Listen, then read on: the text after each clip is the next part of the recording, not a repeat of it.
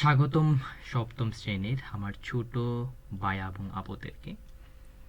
কেমন আছো তোমরা? আশা করি তোমরা সবাই ভালো আছো। সো তোমাদের এখন মাথার মধ্যে একটু কনক নাড়া দিয়েছে, কেন বলো তো? সামনে তোমাদেরকে অর্ধবার্ষিকী পরীক্ষা, রাইট? এই অর্ধবার্ষিক পরীক্ষাতে কিন্তু ভালো রেজাল্ট করতে হবে। সো এখনো কিন্তু তোমরা অনেকেই দেখা গেল বই করো নাই, হেলে দুলে পড়াশোনা করছো। এখন থেকে আর হেলে দুলে পড়াশোনা করা যাবে না। তোমাদের জন্য ভাইয়া স্পেসিফিকভাবে এই সপ্তম শ্রেণী বিজ্ঞান বইয়ের প্রত্যেকটা অধ্যায় আমরা ক্লাস তোমাদেরকে করিয়ে দেব, শিখিয়ে দেব, ঠিক আছে? সেই ধারাবাহিকতায় আমরা একটু পিছনে যাব। আমি তোমাদেরকে এই যে দেখো, তোমাদের এটা হচ্ছে বইয়ের সূচিপত্র। আমি তোমাদেরকে পঞ্চম অধ্যায় থেকে, রাইট? সো পঞ্চম অধ্যায় থেকে নবম অধ্যায়, অর্থাৎ টোটাল 5টা ক্লাস, ঠিক আছে? এই টোটাল 5টা ক্লাস তোমাদেরকে আমি ইউটিউবে দিয়ে রাখছি। আশা করছি তোমরা অনেকেই হয়তো এখনো দেখো নাই, কারণ এগুলো তোমাদের বার্ষিক পরীক্ষার সিলেবাসে আছে। আর অনেকের হচ্ছে অর্ধবার্ষিক পঞ্চম অধ্যায় পর্যন্ত আছে, রাইট? তোমরা অনেকেই এটা দেখেছো, বাট বাকিগুলো দেখো নাই। কেন দেখো নাই? কারণ আমি ভেবেছি এগুলো তোমরা পড়ে ফেলবে, সেই জন্য। বাট দেখা গেল এগুলো তোমাদেরকে গুছিয়ে দেওয়ার জন্য অনেকেই রিকোয়েস্ট করেছো। ডোন্ট ওয়ারি, আমি চেষ্টা করব তোমাদেরকে এই চ্যাপ্টারগুলো তোমাদের অর্ধবার্ষিকের জন্য গুছিয়ে দেওয়ার। আর তোমরা যারা নতুন আমার ক্লাস করতে আসছো বা জানো না যে ক্লাসটা আমি কিভাবে করাই, একটু বলতে রাখি তোমাদেরকে যে আমি আমার ক্লাসটা দেখার সময় তুমি হচ্ছে তোমার হাতে মেইন বুকটা নিবা, রাইট? সো মেইন বুকটা নিবা, এবং আমার এই ক্লাসটা একদম পুরাপুরি 100% কার জন্য হবে জানো? যে একবার তার বইটা, ঠিক আছে, তার বইটা সে একবার রিডিং দিয়ে রাখছে, একবার সে পড়ছে, এখন চাচ্ছে সে পরীক্ষার আগে একটা রিভিশন দেওয়ার জন্য, ঠিক আছে? একদম 100% তার জন্য কভার হবে।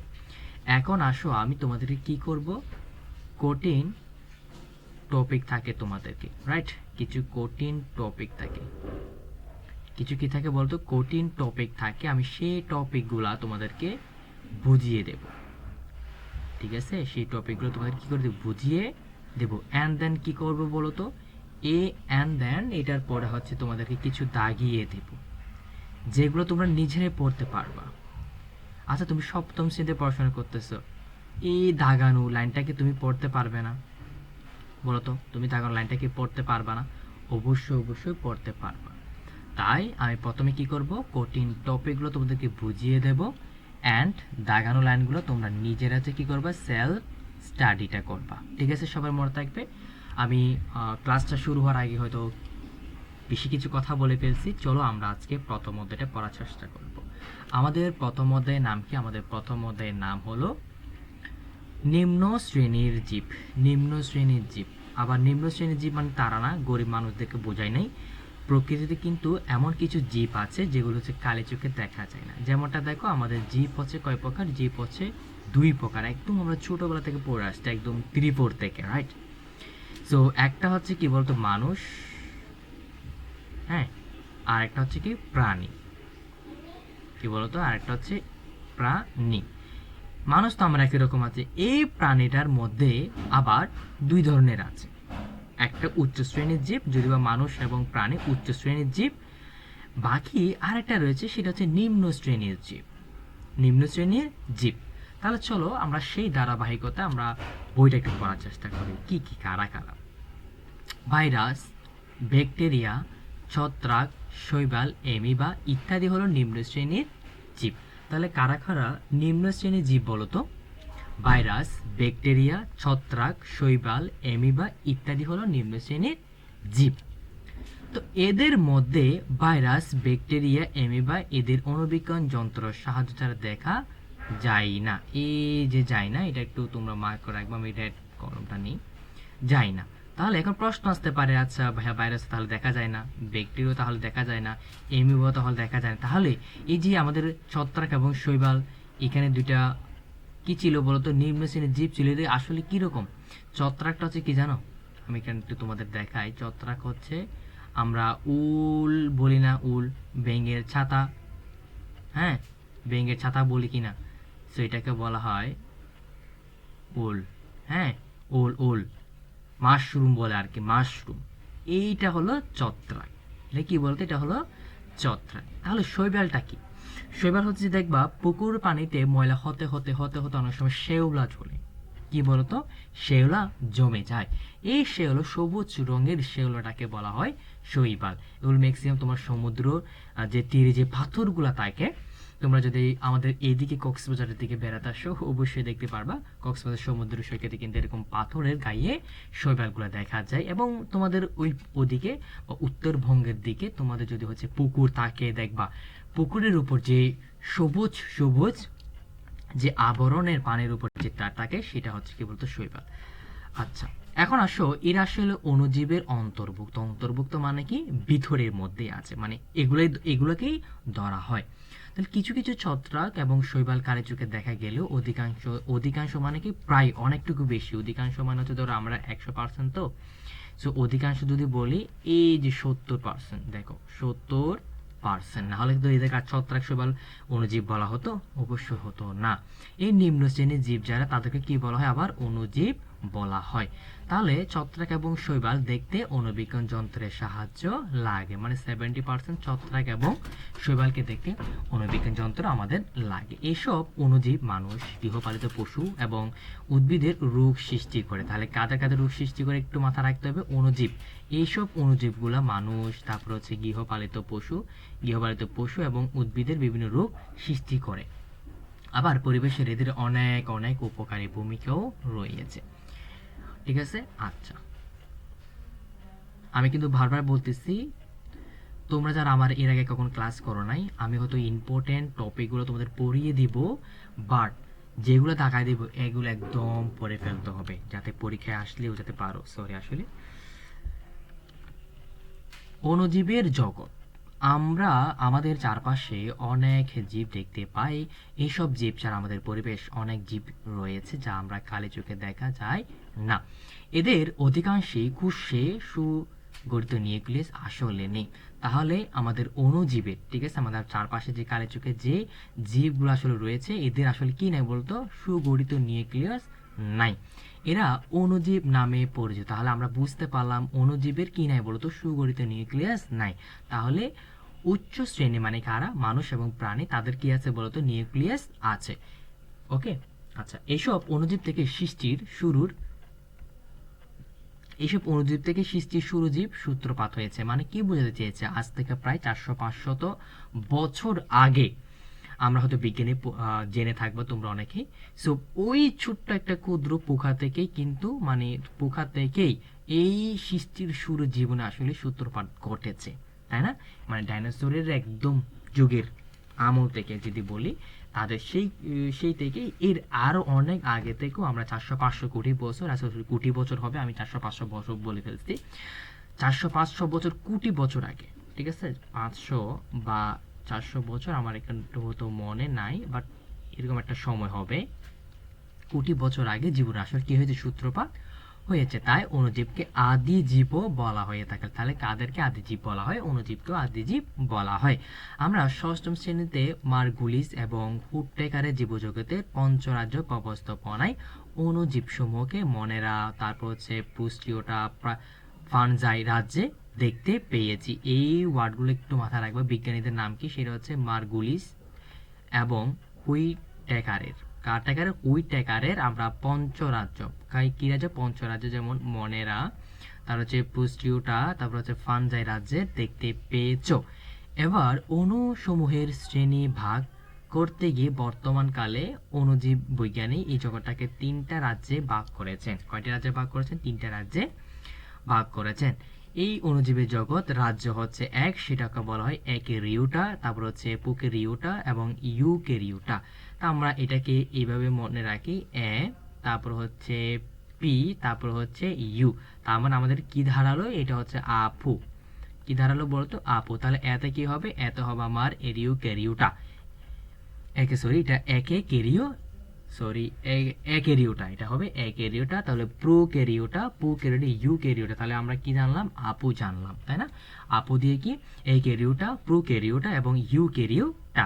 এবার আসো আমরা রাজ্য মানে কি বলছে, একেরিওটা বা অকোষীয়, এটাকে কি বলতো, অকোষীয়, আদিকোষ এবং প্রকৃত কোষী। তাহলে ইউ মানে কি, তুমি না? তো ইউ মানে কি সচরাচর তুমি, তাহলে তুমি একটা কি, যদি আমার ফার্স্ট পার্সন, তুমি এটা কি সেকেন্ড পার্সন না? তাহলে সেকেন্ড পার্সন বুঝালে আমরা প্রকৃত কোষী ধরে নিব। তাহলে এই তোমার আগে কি আছে, পি আছে, তাহলে এটাকে আমরা কি ধরবো, আদিকোষী ধরে নেব। আর এটাকে অকোষী যেহেতু আছে, এটাকে আমরা অকোষী ধরে নিব। আমার পড়ানোর টেকনিকটা তোমাদের ভালো লাগছে? এখান থেকে যদি তোমাদের ভালো লেগে থাকে, অবশ্যই তোমরা যারা সাবস্ক্রাইব করো না, অবশ্যই তোমরা চ্যানেলটা সাবস্ক্রাইব করে রাখবে। এবং ক্লাসগুলো যদি ভালো লেগে থাকে, অবশ্যই তোমরা তোমাদের ফ্রেন্ডদের মাঝেও এই ক্লাসগুলো শেয়ার করে দেবে, তারাও যাতে কিছু জানতে পারে, শিখতে পারে। বুঝতে পারলা? ওকে, তোমরা কিন্তু আমাকে প্রমিস করেছো। তাহলে আসো, এবার আসো, একেরিওটা অর্থাৎ মানে কি, একোষীয়। এসব অণুজীব এতই ছোট যে সাধারণ আলোক আলোক অর্থাৎ যেই নর্মাল যে অণুবীক্ষণ যন্ত্রগুলো আছে সেগুলো দিয়েও কি করা যায় না, দেখা যায় না। সো এদের দেখতে হলে ইলেকট্রন অণুবীক্ষণ লাগবে। আলোক অণুবীক্ষণ এই কথাটা মাথা রাখবা। এখানে কিন্তু দুটি কি বলেছে, দুটি অণুবীক্ষণ যন্ত্রের কথা বলেছে। এক আলোক অণুবীক্ষণ যন্ত্র এবং দুই ইলেকট্রন অণুবীক্ষণ যন্ত্রের সাহায্যে, মাথা রাখবা। তাহলে প্রয়োজন হয়, যেমনটা হচ্ছে ভাইরাস, তাহলে ভাইরাসটা কি অকোষীয়, এদেরকে বলা হয় কি একেরিওটা। আচ্ছা, তারপর রাজ্য 2, এটা হচ্ছে কি প্রোক্যারিওটা অর্থাৎ আদিকোষী। এসব অণুজীবের কোষে কেন্দ্রিকা কি থাকে না, সুগঠিত নয়, কেন্দ্রিকা সুগঠিত নয়। তাহলে এদের সুগঠিত কেন্দ্র না থাকা এদের কোষকে বলা হয় আদিকোষ, যেমন হচ্ছে ব্যাকটেরিয়া। তাহলে ভাইরাস, তাহলে হচ্ছে ব্যাকটেরিয়া, এরা কারা? এরা হচ্ছে রাজ্য 2তে কিন্তু অবস্থান করে। তাহলে রাজ্য 3 ইউক্যারিওটা বা প্রকৃত কোষী। এসব অণুজীব কোষে সুগঠিত, কেন্দ্রিকে সুগঠিত, তাদেরকে প্রকৃত কোষী আসলে বলে, যেমন শৈবাল, ছত্রাক এবং প্রোটোজোয়া এ ধরনের অণুজীব। তাহলে আমরা বুঝতে পারলাম এই চারটুকু থেকে অনেক কিছু ইনফরমেশন আছে। আচ্ছা, ভাইরাস এবং ব্যাকটেরিয়া। সো এখান থেকে তোমাদের সৃজনশীল প্রশ্ন আসবে, এটা একদম 3 স্টার, ঠিক আছে? সিকিউ তোমাদের এখান থেকে আসবে, তাই ভালো করে এটা তোমরা পড়বা, ঠিক আছে? আচ্ছা, যেমন কি কি আছে দেখো, ভাইরাস আছে, রেক্টাস, ছত্রাক, ব্যাকটেরিয়া, শৈবাল, তারপর হচ্ছে প্রোটোজোয়া ইত্যাদি বিভিন্ন ধরনের অণুজীব আমাদের পরিবেশের চারপাশে ছড়িয়ে ছিটিয়ে আছে। আচ্ছা, এবার আসো ভাইরাসটা। সো ভাইরাস আমরা কিছুক্ষণ আগেই পড়েছি যে ভাইরাস দেখতে হলে আমাদেরকে ইলেকট্রন অণুবীক্ষণ যন্ত্র লাগবে। আলোক অণুবীক্ষণ যন্ত্রের সাহায্য দিয়ে কিন্তু আমরা ভাইরাসকে দেখতে পারবো না। তাহলে ইলেকট্রন অণুবীক্ষণ যন্ত্র ছাড়া ভাইরাসকে আসলে দেখা যায় না। এরা আসলে সরলতম গঠনের। ভাইরাস দেহে কোষ প্রাচীর, প্লাজমা, লেমা, সুগঠিত নিউক্লিয়াস, সাইটোপ্লাজম ইত্যাদি কিছুই কিন্তু আসলে নেই। তাই ভাইরাস দেহকে অকোষীয় বলা হয়। মানে এটা নরম টাইপের, এটা বুঝতে চাচ্ছে যে যাদের মধ্যে কি নাই বলতো, কোষ প্রাচীর নাই, লেমা নাই, সুগঠিত নিউক্লিয়াস নাই, সাইটোপ্লাজম ইত্যাদি কিছুই কিন্তু নাই। তাই ভাইরাসের দেহকে আমরা অকোষীয় বলা হয়ে থাকে। এরা শুধুমাত্র আমিষ আবরণ এবং nucleic acid, DNA, deoxyribo nucleic acid, DNA মানে কি ডিঅক্সি রাইবো নিউক্লিক অ্যাসিড এবং আরএনএ দিয়ে গঠিত। তাহলে এই ভাইরাসগুলো ডিএনএ এবং আরএনএ দিয়ে কি বলতো গঠিত হয়। তাহলে ডিএন, ডিঅক্সিরাইবো নিউক্লিক অ্যাসিড, আর এনএ, এটা দিয়ে কি বলতো, এটা দিয়ে মানে গঠিত হয়। সো এদের আসলে আমিষ আবরণ থেকে নিউক্লিক অ্যাসিড বের হয়ে গেলে এরা জীবনের সকল লক্ষণ হারিয়ে ফেলে। তবে অন্য জীবের যেই মাত্র আমিষ আবরণ, অর্থাৎ কি বলতে, ধরো এটা একটা মানুষের জীবদেহ, খেয়াল করো, এটা একটা জীবদেহ। এই জীবদেহ থেকে যদি ভাইরাসটাকে ধরো, ভাইরাসটাকে বের করে দেওয়া হয়েছে, ঠিক আছে? ভাইরাসটাকে বের করে দেওয়া হয়েছে। সো এই অংশটাকে এই ভাইরাসটা আর জীবিত থাকবে না। যখনই আমিষ মানে তো মাংস জাতীয় খায় না, সো সেম একটা জীবদেহের কাছাকাছি আসবে, ও আবার সক্রিয় হয়ে উঠবে। আবার কি বলতেছি, সক্রিয় হয়ে উঠবে, অর্থাৎ ওই যে বলে না, ধরো তোমার হাতে ভাইরাস লেগে আছে, তুমি স্যানিটাইজার বা তুমি হচ্ছে সাবান দিয়ে বলো বা হ্যান্ড ওয়াশ দিয়ে বলো, তুমি হচ্ছে হাত ধুয়ে ফেলেছো, সেই ক্ষেত্রে ভাইরাসটা চলে গেছে। সে চলে যাওয়ার পর সাথে সাথে সে যখন মুক্ত একটা অবস্থান আসবে, তখন কিন্তু ভাইরাসটার মধ্যে যা শক্তি ছিল তা কিন্তু কি হারিয়ে ফেলবে। বাট যখন যখন সে আরেকটি এবং জীবজগৎ পাবে বা জীবজগৎটাকে বলা হয়েছে এখানে আমিষ আবরণ পাবে, সেখান থেকে নিউক্লিক অ্যাসিড একত্র করে তখনই সে আবার তার লক্ষণগুলো ফিরে পাবে। ওই যে দেখবা হাঁচি দিলে হাঁচি দিলে তার থেকে দূরে থাকা ভালো, কেন হাঁচি দিলে তার থেকে যে ভাইরাসটা বের হচ্ছে সেটা তোমার শরীরেও কি করতে পারে, প্রবেশ করতে পারে। অর্থাৎ জীবিত জীবদেহ ছাড়া বা জীবদেহে বাইরে জীবিত জীবদেহ ছাড়া বাইরের এরা কিন্তু জীবনের কোনো লক্ষণ দেখায় না। সো এই কারণে ভাইরাস আসলে প্রকৃত পরজীবী। তাহলে ভাইরাস কি জীবী? প্রকৃত পরজীবী। এটা তোমাকে এমসিকিউতে দিতে পারে। আচ্ছা, যেমনটা দেখো ভাইরাস হচ্ছে গোলকার, দণ্ডকার, ব্যাঙাচি নিয়ে পাউরুটির নিয়ে, এগুলো একটু মুখস্থ রাখবে, এমসিকিউতে দিতে পারে তোমাদেরকে এমসিকিউ। তো ভাইরাস মানবদেহে বসন্ত, হাম, সর্দি, ইনফ্লুয়েঞ্জা ইত্যাদি রোগ সৃষ্টি। তাহলে ভাইরাস দেখতে কেমন? গোলাকার, দণ্ডাকার, ব্যাঙাচির ন্যায়, পাউরুটির ন্যায়। এবং ভাইরাস মানব দেহের বসন্ত ও হাম, সর্দি, ইনফ্লুয়েঞ্জা ইত্যাদি রোগ আসলে কি করে সৃষ্টি করে। বসন্ত, হাম আসলে এরা কি বায়ুবাহিত রোগ। বসন্ত, হাম এবং সর্দিগুলো বায়ুবাহিত রোগ। ধানের ট্যাঙ্গুরা এবং তামাকের মোজাক ভাইরাস, এগুলো আসলে কিসের লক্ষণ? ভাইরাসের লক্ষণ। এখন ভাইরাসের আসলে উপকারিতা কি, এটা কি বলতে চাচ্ছে? সো ভাইরাসের উপকারিতা হচ্ছে বিভিন্ন রোগ যেমন বসন্ত, পোলিও, তারপর হচ্ছে প্লেগের টিকা ভাইরাস ইত্যাদি তৈরি করে। এবং জিন প্রকৌশল ভাইরাস ব্যবহৃত হয়। কিছু কিছু ভাইরাস ব্যাকটেরিয়াজাত রোগ প্রতিরোধে সহায়তা করে। একদম বুঝিয়ে ভালো করে পড়বা, মুখস্থ করে ফেলবা, ঠিক আছে? আমি আবার যেমন বিভিন্ন রোগ আছে সেগুলো হচ্ছে বসন্ত, পোলিও, তারপর হচ্ছে প্লেগেটের টিকা ভাইরাস থেকে তৈরি করা হয়। মানে এই যে রোগগুলো দেখছো না, এই রোগগুলো কিন্তু ভাইরাস থেকে কি করা হয়, এদের মানে প্রতিরোধ যে টিকাটা ওটা কিন্তু এইসব রোগ থেকে কিন্তু কি করা হয়, তৈরি করা হয়। এখন ভাইরাসের অপকারিতা, ভাইরাসের অপকারিতা যেমন মানব দেহে কোভিড-19, বসন্ত, হাম, জলাতঙ্ক মানে কুকুর কামড়ালে, এইডস প্রভৃতি রোগ আসলে কি করে সৃষ্টি করে। উদ্ভিদের বিভিন্ন রোগ যেমন তামাকের মোজাক রোগ, তারপরে ধানের টুংরো রোগ ইত্যাদি আসলে কি করে সৃষ্টি করে। এবার আসো ব্যাকটেরিয়া। সো ব্যাকটেরিয়া সম্পর্কে একটু জেনে নিব আমরা। ব্যাকটেরিয়ার কিছু কথা আমরা পূর্বে শ্রেণীতে জেনেছি, আবার একটু বিস্তারিত জানবো। ব্যাকটেরিয়া হলো আদি নিউক্লিয়াস যুক্ত, খেয়াল করো, আদি নিউক্লিয়াস যুক্ত অসবুজ এবং এককোষী অণুবীক্ষণিক জীব। তাহলে ব্যাকটেরিয়া একটা কি? ব্যাকটেরিয়া একটা হলো নিউক্লিয়াস যুক্ত অসবুজ এককোষী অণুবীক্ষণিক জীব। সো বিজ্ঞানী অ্যান্টনি ফন লিওয়েন হুক সর্বপ্রথম ব্যাকটেরিয়া দেখতে পান।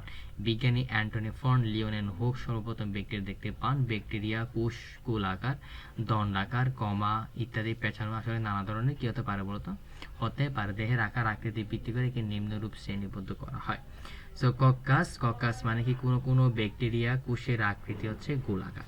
তাহলে কক্কাস প্যারাস আছে, বেলিয়াস আছে, কমা আছে, এগুলো একটু বিস্তারিত পড়বা। হ্যাঁ, আমি তোমাদেরকে 5 দিয়ে রাখছি। সো এইখান থেকে তোমাকে অবশ্যই প্রশ্ন লিখতে বলতে পারে ভাইয়া, ঠিক আছে? আচ্ছা, এবার একটু পড়ি আমরা।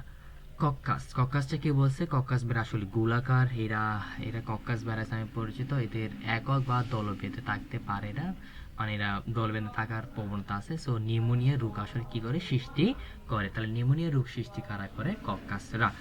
বেলিয়াস আসলে দেখতে লম্বাটা, এটা গোলা, এটা লম্বা। তারপর হচ্ছে ধনুষ্টাঙ্কা, রক্তমাশয়, তারপর ইত্যাদি রোগ আসলে কি করে সৃষ্টি করে। সো এরা বাঘা দণ্ডের নিয়ে আকৃতি হচ্ছে ব্যাকটেরিয়া। সো মানুষের কলেরা রোগের ব্যবহৃত মানে ব্যাকটেরিয়া, এটা আসলে এদের হয়। স্পাইরেলিয়াম, এ ধরনের ব্যাকটেরিয়া আসলে আকৃতি খুবই পেঁচানো। তাহলে আমরা 4টা পেলাম, সেটা হচ্ছে কি কি দেখো, গোলাকার, লম্বা, তারপর হচ্ছে দণ্ডাকার, তার মানে গোল, তারপর হচ্ছে একদম দণ্ডের মতো, তারপর এটা হচ্ছে বাঁকা মানে বাঁকা দণ্ডের মতো, এবং আরেকটা হচ্ছে কি পেঁচানো, আরেকটা কি পেঁচানো। তাহলে একটা হচ্ছে গোলাকার, একটা হচ্ছে দণ্ডাকার, তারপরে আরেকটা হচ্ছে কি বাঁকা দণ্ডের নিয়ে, আর একটা হচ্ছে আকৃতি পেঁচানো। এবার আসলে ব্যাকটেরিয়া আসলে উপকারিতা খুবই গুরুত্বপূর্ণ। সো মৃত জীবদেহ বা আবর্জনা পচাতে কি করে সাহায্য করে? একমাত্র ব্যাকটেরিয়া প্রকৃত থেকে সরাসরি মাটিতে নাইট্রোজেন সংবধন করে। নাইট্রোজেন কি করে সংবধন করে? আরো কি করে দেখো, এটা হচ্ছে পাট থেকে আঁশ চড়াতে ব্যাকটেরিয়া আসলে কি করে সাহায্য করে? দই তৈরি করতে ব্যাকটেরিয়া আসলে কি করে সাহায্য করে? বিভিন্ন জীবন, তারপর হচ্ছে রক্ষাকারী অ্যান্টিবায়োটিক ব্যাকটেরিয়া থেকে কিন্তু তৈরি করা হয়। ব্যাকটেরিয়া জিন প্রকৌশল মূল ভিত্তি। জিন প্রকৌশল একটা হচ্ছে ভিত্তি, যেখান থেকে হচ্ছে তোমার প্রকৌশলীর মাধ্যমে, মানে জিন প্রকৌশলের মাধ্যমে এই ব্যাকটেরিয়াকে করা হয় আর কি। তো কিছু ক্ষেত্রে দেখবা জীবনের কাঙ্ক্ষিত বৈশিষ্ট্য পাওয়ার জন্য জিনগত পরিবর্তনের কাজে ব্যাকটেরিয়াকে আসলে ব্যবহার করা হয়। ফর এক্সাম্পল, আমরা জিন মানে কি, মানুষের মৌলিক একক হচ্ছে জিন, অর্থাৎ তোমার বাবা মার বৈশিষ্ট্যগুলো তোমার উপরে আসবে কিসের মাধ্যমে, সেটা হচ্ছে জিন মাধ্যমে। এই যে জিন প্রকৌশল মানে কি, এক স্থানান্তরিত করা, সো জিন এটা থেকে, সো জিন আরেকটা দেহে স্থানান্তর করে, যেটা প্রকৌশল মানে কৌশল, এটা মানে প্রকৌশল আর কি, এটাকে আমরা ব্যাকটেরিয়ার সাহায্যে কিন্তু অনেক সময় করা হয়ে থাকে। যেমনটা দেখো, এখন আসো ব্যাকটেরিয়া অপকারিতা কি বলছে। ব্যাকটেরিয়া মানবদেহে যক্ষ্মা, কলেরা, টাইফয়েড, আমাশয় প্রভৃতি রোগ কিন্তু সৃষ্টি করে। তাহলে খেয়াল করো, অনেক সময় বাংলাদেশের বেশিরভাগ মানুষের কিন্তু কলেরা, যক্ষ্মা, তারপর হচ্ছে টাইফয়েড, আমাশয়, এইগুলো কিন্তু মোস্ট অফ দ্য ফেভারিট, একদম সচরাচর তুমি সারা বছরই দেখবে মানুষের মধ্যে কোনো না কারোর মধ্যে এরকম হয়ে থাকে। যেমন খাবার যে পচে যায়, ফলমূল যে পচে যায়, ওগুলো ব্যাকটেরিয়ার মাধ্যমে হয়ে থাকে। যেমন উদ্ভিদের বিভিন্ন রোগ, যেমন ধানের লিফ ব্লাইট, তারপর হচ্ছে টমেটো ক্যাঙ্কার ইত্যাদি, এগুলো কিন্তু এমসিকিউর জন্য বেশি বেশি গুরুত্বপূর্ণ। এমসিকিউর জন্য একটু ভালো করে দেখব। আচ্ছা, তারপর ছত্রাক, শৈবাল এবং এমিবা। ছত্রাক, শৈবাল আমি তো বলেছিলাম, ছত্রাক এবং শৈবাল এটা তোমরা হচ্ছে নিজেরাই পড়বা, ঠিক আছে। আমি একটু দেখি। আচ্ছা, এখানে কি বলছে দেখো, ছত্রাক সমাঙ্গদেহী ক্লোরোফিল বিহীন, অর্থাৎ ক্লোরোফিল নাই, অসবুজ আসলে একটা জীব, যেমন ক্লোরোফিলের অভাবে এরা সালোক সংশ্লেষণ তৈরি করতে আসলে এরা পারে না, অর্থাৎ উলের কথা বলছে আর কি। সো এই উল তৈরি হতে কি লাগে না, ক্লোরোফিল, আসলে ক্লোরোফিলের অভাবে সালোক সংশ্লেষণ এটা তৈরি করতে পারে না, তাই এরা পরজীবী অর্থাৎ মৃতভোজী। পরভোজী ছত্রাক বাসে এবং পচা খাদ্য, মূল, শাকসবজি, রুটি ইত্যাদিতে জন্মায়। সো মৃতভোজী ছত্রাক এবং জৈবতে আসলে জন্মায়। ওকে, সো ছত্রাকের অর্থনীতি এবং ছত্রাকের প্রতিরোধ এটা একটু দেখে ফেলবে, তোমরা দেখলে হবে। এটা আমি তো শুরুতে তোমাদেরকে বলেছিলাম। আচ্ছা, শৈবালটা একটু তোমাদেরকে দেখো, একটু পড়াই দিই। শৈবাল সমাঙ্গ বর্গের ক্লোরোফিল যুক্ত এবং সবুজি উদ্ভিদাই হচ্ছে কি শৈবাল, ঠিক আছে। শৈবাল ওই যে সবুজ সবুজ যেগুলো বলছি, এরা কিন্তু মাটি, পানি ও অন্যান্য গাছের উপর জন্মায়। দেখবা আমাদের বিল্ডিং বাড়িগুলোতে সবুজ সবুজ শেওলা জন্মে, সবুজ সবুজ কিছু আস্তরণ জন্ম হয়। হ্যাঁ, এগুলাকে কিন্তু শৈবাল বলা হয়। এগুলো অনেক সময় গাছেও কিন্তু দেখা যায়, তোমরা দেখেছো কিনা জানি না। সবুজ চারা কিন্তু লাল, বাদামি, এরা বিভিন্ন রঙের হয়ে থাকে, যেটাকে বলা হয় আমরা অ্যাসপাইরোগাইয়া নামক শৈবাল কিন্তু বেশিরভাগ জলাশয়ে দেখা যায়। আমি কিন্তু শুরুতে তোমাদেরকে এটা বলেছি। শৈবালের উপকারিতা একটু দেখে ফেলবা, তারপর আমরা দেখব শৈবালের অপকারিতা। শৈবালে কি বলতো অপকারিতা। এমিবাটা একটু এটাকে 30 দেওয়া যায়, 30টা ভালো করে দেখবো। যেমন প্রোস্টিওটা রাজ্যের সদস্য হচ্ছে এমিবা, এককোষী জীব। সো এদের দেহ ক্ষুদ্রাকার, অণুবীক্ষণ যন্ত্র ছাড়া এদের আসলে দেখা যায় না। এরা আসলে প্রয়োজনীয় দেহের আকার কিন্তু পরিবর্তন করতে পারে। তাহলে তারা তাদের প্রয়োজনীয় দেহের আকার পরিবর্তন করতে পারে, এরা হচ্ছে এমিবা। সো এদের দেহ থেকে আঙ্গুলের মতো অভিক্ষেপককে গণপথ বলা হয়। তাহলে গণপথ কাকে বলা হয়, এদের দেহ থেকে আঙ্গুলের মতো, এগুলাকে বলা হয়। দেখো এই যে এগুলো আঙ্গুলের মতো না, এগুলো বের হয়েছে, এই যে এগুলো আঙ্গুলের মতো, এদেরকে বলা হয় কি অভিক্ষেপগুলোকে গণপথ বলা হয়। চিত্রটা একটু লক্ষ্য করবা, চিত্রটা একটু লক্ষ্য করবা তোমরা, ঠিক আছে। এর সাহায্যে এমিবা আসলে খাদ্য গ্রহণ এবং চলাচল করে। এদের দেহ হচ্ছে পানি গহ্বর, খাদ্য গহ্বর এবং সংকোচন গহ্বর থাকে। এরা সারা বছর একটি পাতলা আবরণ এবং স্বচ্ছ পদার্থ দ্বারা গৃহীত থাকে। ছবিটাকে বলা হয় প্লাজমোমা। এমিবা সাধারণত পানিতে, স্যাঁতসেঁতে মাটিতে, পুকুরের তলায় পচা জৈব আবর্জনার মধ্যে জমায়, ঠিক আছে। আচ্ছা, যেমনটা দেখো এন্টিমা। এন্টিমা হচ্ছে একটু ভালো করে পড়বা, এটাকে আমরা 5 স্টার দিব। এন্টিমাটা ভালো করে পড়বা, ঠিক আছে। আমি একটু দেখি। যেমন কখনো কখনো প্রতিকূল পরিবেশ, এরা গোলাকার, এরা হচ্ছে গোলাকার পরিবেশ আবরণ নিজেদের দেহে রাখে, এই অবস্থাকে সিস্ট বলে, ঠিক আছে, সিস্ট বলে। স্বাস্থ্য ঝুঁকিতে এটা তোমরা নিজেরা পড়তে পারবা, আসলে অণুজীবগুলা কিভাবে ভূমিকা রাখে, ঠিক আছে। তারপর আমি একটু দেখি কোন লাইনগুলো তোমাদেরকে দাগায় দিতে হবে।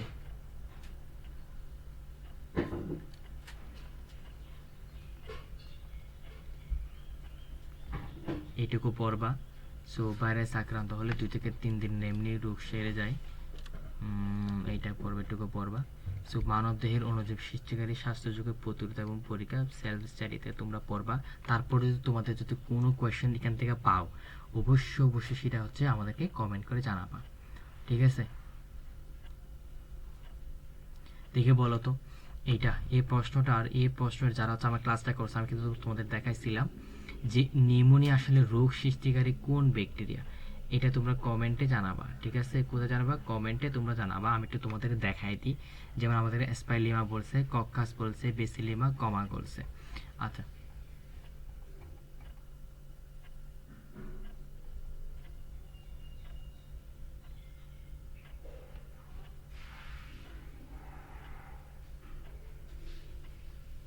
এই যে দেখো নিউমোনিয়া, দেখছো আমি দাগ দিয়ে রাখছি। নিউমোনিয়া রোগটা সৃষ্টিকারী হচ্ছে ব্যাকটেরিয়া, তারপরে কি ককটাস। আমরা পেলাম কি একটু দেখি।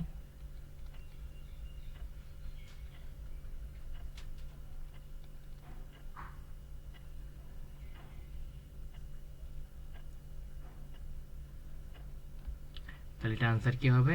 ককাস। তোমরা যারা কমেন্টে ককাস লিখেছো তোমাদেরকে অসংখ্য ধন্যবাদ। নেক্সট পরবর্তীতে হচ্ছে আমরা ক্লাসে তোমাদের সাথে দেখা হবে। আজকে ক্লাসটা করে তোমাদের কেমন লাগলো অবশ্যই তোমরা সেটা কমেন্টে জানাবে। তোমাদের একটা কমেন্ট কিন্তু আমাদেরকে অনেক বুস্ট করে, কারণ ক্লাস দেওয়াতে আগ্রহটা বাড়িয়ে তোলা আর কি, অন্তত এঙ্গেজমেন্টটা বাড়ে। সো তোমরা যারা শেষ পর্যন্ত ক্লাসে দেখেছো তোমাদেরকে অসংখ্য ধন্যবাদ এবং চ্যানেলটা সাবস্ক্রাইব করে রাখবে।